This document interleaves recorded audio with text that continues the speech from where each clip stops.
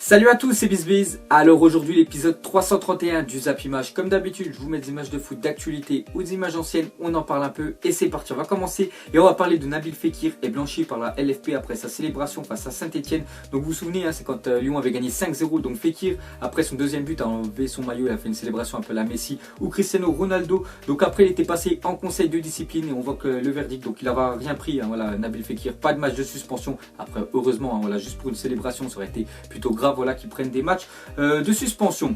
Et on va parler de l'autre côté, bien sûr c'était Saint-Etienne. Donc la commission de discipline de la LFP inflige 2 matchs à huis clos partiels pour l'AS Saint-Etienne. Donc c'est à cause de l'envahissement de terrain. Bon, après à cause de la célébration, j'en suis sûr, de Fekir lorsque c'était le derby. Pour ça qu'ils étaient un petit peu dégoûtés. Donc ils envahissent le terrain. Donc eux ils vont jouer 2 matchs à huis clos. Donc voilà la fin bien sûr de ce derby qui était chaud bouillant il y a 2 semaines. Ensuite une photo de Lionel Messi avec sa nouvelle voiture. Donc le Real, je vous avais dit que les gars ils étaient en partenariat avec Audi. La même chose pour le Barça. Donc le Real la semaine dernière, j'ai montré quelques photos de joueurs et cette fois-ci c'est le Barça, c'est la même chose. Donc chaque année, voilà, ils ont le catalogue de Audi et ils choisissent la voiture qu'ils veulent. Donc j'ai pris une photo voilà, de Lionel Messi. Ensuite une déclaration de Totti, il a dit: j'ai reçu des propositions des Émirats et des États-Unis. Il m'aurait couvert d'argent mais j'aurais gâché 25 ans d'amour. Donc quand il parle de 25 ans d'amour, voilà, il a fait qu'un seul club, c'est bien sûr c'est l'AS Roma. Donc on voit qu'il aurait pu jouer dans les autres clubs, il gagnait beaucoup plus d'argent, voilà, que ce qui touchait à l'AS Roma, mais il a préféré bien sûr rester à l'AS Roma. Donc actuellement je crois qu'il est en train de passer ses diplômes voilà, avec le staff voilà, de l'AS Roma. Donc c'est très bien voilà, que plus tard il soit l'entraîneur de cette équipe.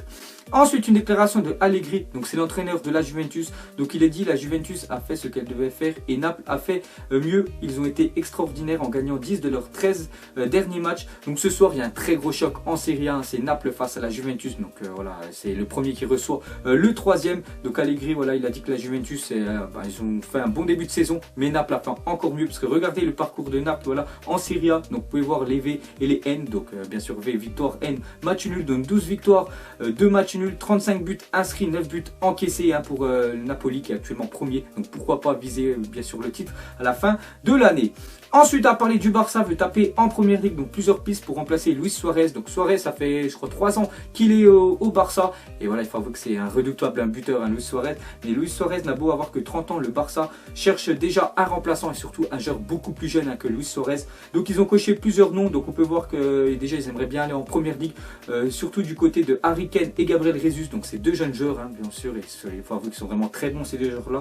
Et il y a aussi en Serie A qu'ils aimeraient bien taper Mauro Icardi, l'attaquant de l'Inter qui est beaucoup sollicité. Et pour finir Antoine Griezmann. Donc voilà les 4 pistes pour remplacer Suarez. Ensuite les dirigeants madrilènes seraient tout proches d'un accord avec l'Athletic Bilbao pour le transfert de Kepa Arrizabalaga. Donc voilà, je connais pas trop, mais sa clause de 20 millions d'euros pourrait être levée dès cet hiver. Donc déjà ce gardien là, j'ai regardé quelques stats, il a seulement 24 ans et il est en fin de contrat l'année prochaine avec l'Athletic Bilbao. Donc le Real, on sait qu'ils aiment bien miser voilà, sur des joueurs très jeunes et surtout pour l'avenir. Donc il penserait voilà, lever sa clause libératoire. Et une déclaration de Keylor Navas, donc l'actuel numéro 1 gardien du Real Madrid. Il a dit: un nouveau gardien pour le moment, celui qui est là c'est moi. Je vais continuer à faire de mon mieux pour convaincre ceux qui ne croient pas en moi. Donc voilà la déclaration de Navas. Mais même si je pense que Kepa, voilà, le gardien de l'Athletic Bilbao, vient au Real, je pense que ce sera toujours Navas le gardien numéro 1.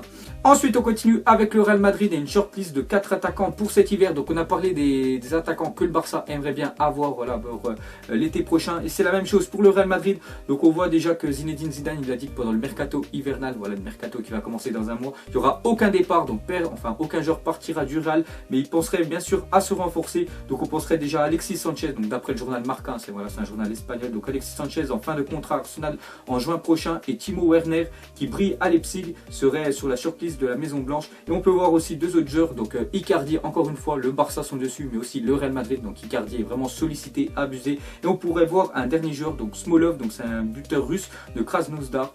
Voilà les 4 attaquants que pourrait avoir le Real cet hiver. Ensuite officiel, France Football annonce que la cérémonie du Ballon d'Or 2017 aura lieu jeudi 7 décembre, soit dans une semaine. Donc voilà les gars, le jeudi prochain on saura qui remportera le Ballon d'Or 2017. Mais bon, il y aura 95% de chances que ça soit Cristiano Ronaldo, vu la saison qu'il a fait l'année dernière. Il a gagné la Liga plus la Ligue des Champions. Il a marqué des buts vraiment importants voilà, en demi-finale, même en finale, en quart de finale. Donc c'est sûr ça va être lui. Donc voilà, la semaine prochaine il recevra son 5e Ballon d'Or. Ensuite une déclaration de Sergio Ramos. Il a dit: j'ai essayé de mettre des buts de la tête, c'est assez inconfortable. Donc Sergio Ramos pour moi c'est le meilleur défenseur de la planète, mais il marque aussi des buts, il marque souvent des buts de la tête. Mais actuellement voilà, il a un masque parce qu'en fait c'était fait fracturer fracturé le nez lors du derby face à l'Atlético de Madrid. Donc on voit qu'avec son masque, il a un petit peu du mal bien sûr à mettre des buts de la tête. Ensuite, une déclaration de Bayal Sall, donc c'est un ancien défenseur de Saint-Etienne. Il a dit: Zlatan m'a dit que j'étais le meilleur défenseur en France. Il était motivé quand il jouait contre moi parce qu'il savait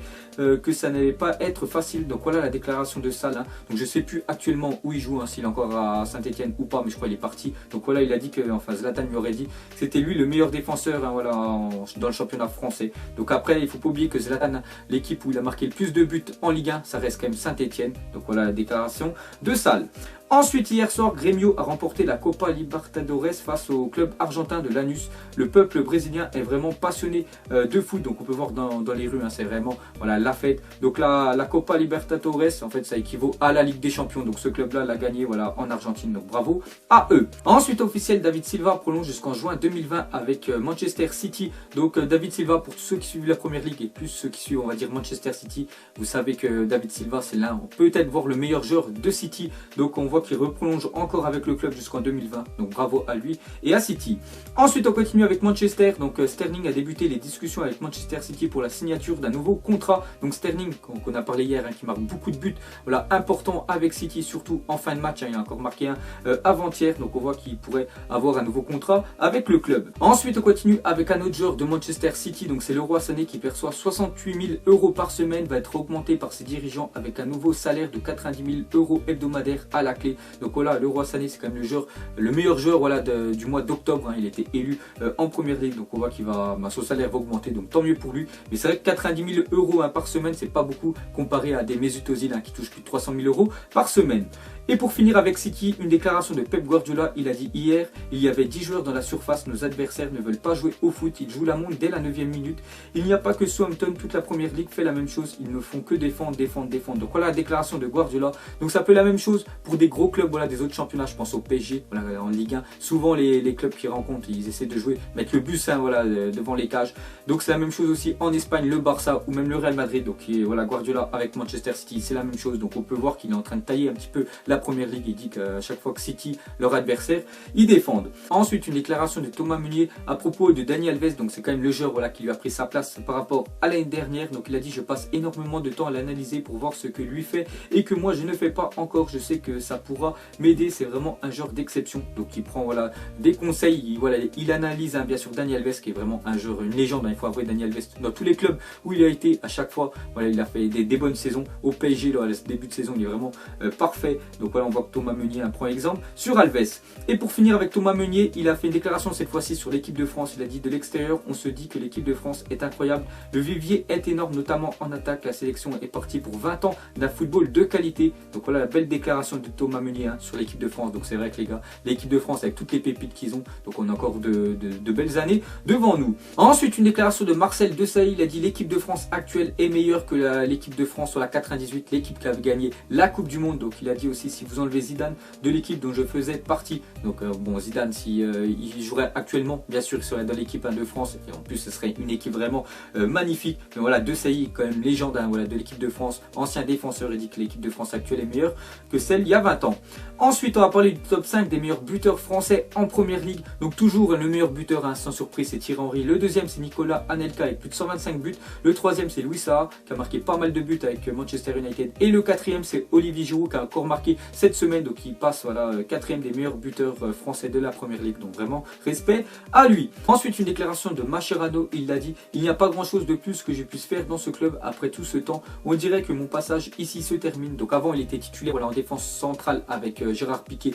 Mais actuellement, vu qu'il y a Umtiti, et vu que Umtiti est pour moi le meilleur défenseur du Barça, donc il lui a pris sa place. Donc maintenant il joue des matchs moins importants, les matchs de Coupe du Roi, Mascherano. Donc il a dit que sûrement ça va être sa dernière saison avec le Barça. Ensuite, une déclaration de Neymar, donc à propos du tirage au sort de la Coupe du Monde, qu'on parlera un petit peu après. Donc il a dit: une équipe à éviter. Non, le Brésil est aujourd'hui préparé pour affronter n'importe quelle sélection. Donc voilà la déclaration de Neymar. Donc pour moi, de toute façon, ils sont dans les favoris, le Brésil avec l'Allemagne. Et on peut rajouter l'Espagne. Pourquoi pas aussi rajouter l'équipe de France, Il faut avouer qu'on est vraiment très bon. Donc voilà la déclaration de Neymar. Ensuite, on continue avec la Coupe du Monde et la FIFA officialise 2 candidatures pour l'organisation de la Coupe du Monde 2026. Donc en 2018, hein, c'est en Russie. En 2022, c'est au Qatar. Et en 2026, donc on voit déjà que 2 pays ont déjà proposé. Donc en fait, il y a 3 pays qu'on fait voilà, une entente. Donc c'est USA, Canada et Mexique. Hein. Et l'autre pays, voilà, c'est le Maroc. Donc date limite des dépôts le 16 mars 2018. Donc voilà les gars, les 2 candidatures pour l'instant. Ensuite, une déclaration de Keita Baldé. Il a dit: je manque encore d'expérience. C'est ma première année ici en France. J'apprends, j'écoute. Je ne suis pas encore à 100% de ce que je peux apporter. Donc voilà la déclaration du Sénégalais, l'ancien joueur hein, de la Lazio de Rome, qui était vraiment très bon l'année dernière. Il faut avouer que cette année, voilà, il est plutôt moyen, parce que quand j'ai regardé quelques matchs de la Lazio l'année dernière, il faut avouer qu'il était énorme. Et là, cette année, c'est pas le même. Hein. Donc vivement voilà, qu'il se mette vraiment dans le rythme. Et vous allez voir, c'est vraiment un joueur magnifique. Ensuite, une déclaration de Thiago Silva avant-hier, après le match hein, face à 3. Il a dit: 3 est la meilleure équipe qu'on a affrontée cette saison. Tactiquement, ils étaient bien en place. Donc voilà, c'est-à-dire toutes les équipes qu'ils ont rencontrées cette saison, elles étaient toutes inférieures à 3. Donc on pense quand même qu'ils ont quand même rencontré Marseille, le Bayern Munich. Donc voilà, 3 supérieurs, hein, voilà, toutes ces équipes que je viens de citer. Ensuite, une déclaration d'Arsène Wenger à propos d'Alexandre Lacazette. Donc hier, j'avais dit que Lacazette allait louper le match hein, face à Manchester United samedi parce qu'il est blessé. On en sait un petit peu plus sur sa blessure. Donc Wenger, il a dit: c'est une blessure, on dirait une blessure aux adducteurs. Donc il pourrait être absent un moment. Donc c'est dommage hein, pour Lacazette. Sûrement qu'il va plus jouer voilà, en 2017 pour bien sûr avoir du repos pour sa blessure. Donc il pourrait louper le Boxing Day, voilà, qui est vraiment passionnant à regarder en fin d'année. Et surtout, dans pas longtemps, il y a la Coupe du Monde. Donc j'espère qu'il va revenir en forme. Et pour finir ce Zap Image, donc on voit jour J, on voit le tirage au sort de la Coupe du Monde. Donc quand je fais la vidéo, c'est le matin. Donc je sais toujours pas qui est dans le groupe de l'équipe de France. Donc mettez-moi en commentaire, est-ce que l'équipe de France, pour vous, a chopé un bon groupe, ou est-ce qu'ils ont chopé, on peut dire, un groupe de la mort? Pourquoi pas l'Espagne? Ce serait vraiment compliqué pour eux. Donc voilà, vous pouvez bien sûr argumenter tout ça dans les commentaires et je ferai une vidéo spéciale à la Coupe du Monde, je la mettrai sûrement dimanche. Donc voilà les gars, la fin des Zap Image 331. Donc ça vous a plu, un petit like et je vous ferai l'épisode 332 demain. Donc moi je vous laisse et je vous dis à la prochaine comme d'habitude. Hey, ciao à tous. Salut, salut, salut, salut, salut, salut, salut, je t'en m'avale, j'ai la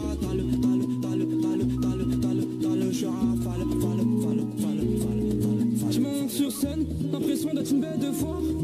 Pas envie de parler, pas envie de te voir. En jaune, en gris, en rose, je ressors de quartier. Non, qu'elle sache que jamais je l'oublierai. Et je roule avec les meilleurs et les moins